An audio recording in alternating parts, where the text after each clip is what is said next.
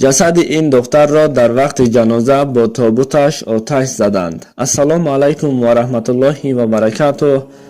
تماشابینان عزیز، این قصه از شبکه‌های اجتماعی گرفته شده است. نگاره صبح بر وقت برای بابایش چای و نان گرفته سوی ادیر راه گرفت. در اطراف هیچ کس نیست. تیز تیز راه می رفت که ناگهان یک سگ افچرکه را دید که چشمانش سرخ و به سوی این نگاه میکرد. دید و در جایش ایستاد. سگ به این نگاه کرده خرس میکرد. نگاره از هیبت سگ گذشته نتونسته در جایش می ایستاد. سگ هم باشد از جایش نمی جنبید. نگاره علاج کرده از سگ گذشتنی شد، اما سگ به او حمله کرده از پایش گزید.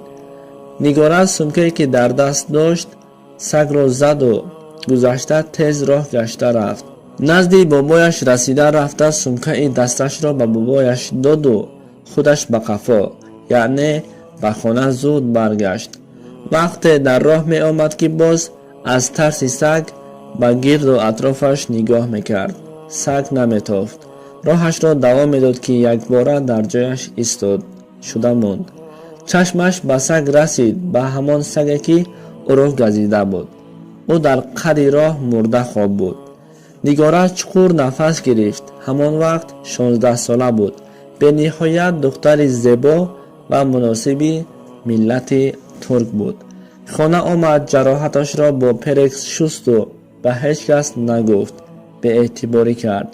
روز تا روز تنهایی را میخواست. مادرش حال دخترش را پی برده روزی از پس دخترش او را میپایید. نگاره چایی که در پیاله بود مثل سگ می نوشید. مادرش در را گشوده به خانه داخل شد.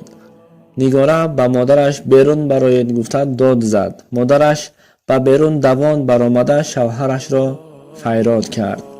واقعه شده را گفت. پدرش نگاه کرد که دید نگاره مثل سگ نفس کشیده سگ بر این آب می نوشید.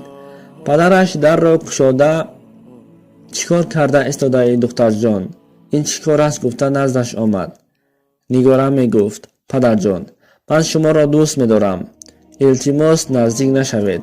دندانهایم خاریده است. می خواهم که کسی را گزم، لیکن شما را زیاد دوست می دارم. به خودم جواب گفته نمیتونم نزدیک نشوید گفت. پدر از این حال دخترش خیلی غمگین شد. نگاره را به بیمارخانه برده آنالیز گرفتند که بیماری قتل سگ شده است. این در دوای نداشت. دخترش خیلی غمگین شد. نگاره روز تا روز مثل سگ رفتار کرده زبانش را بیرون میکرد. دکتران پدر و مادرش را فریاد کرده دیگر راه دعوا ندارد. تنها یک راه هست که بعد مردن خلاص می شود، یعنی که راه تنها مردن را گفتند. پدر طاقت نکرد و بیرون برآمد. مادرش به خاطر دیگر فرزندهایش راضی شد. مادر نگاره بار آخر دخترش را دیدن خواست و دکتران اجازه داد. مادر نزد دخترش آمده نشست و به دخترش آهسته الله می گفت.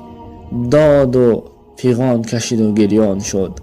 نگاره دست و پایش بسته بود. می گفت مادر جان گریه نکنید، شما را دوست می دارم. و گفت که من تشنه ماندم. مادر کمی آب را به پخته تر کرد و نزد لبانش گذاشت.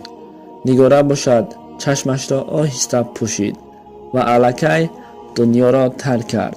جسد نگاره را در آتش سوزاندند. پدرش ای واه ای فلک، برای پدر و مادر از این دیده غم و غصه هست و به قسمت دخترش طاقت نکرده از بین چند روزی گذشت. با غم و درد و پر ارمان از پس دخترش روان شد، یعنی که پدرش نیز وفات کرد.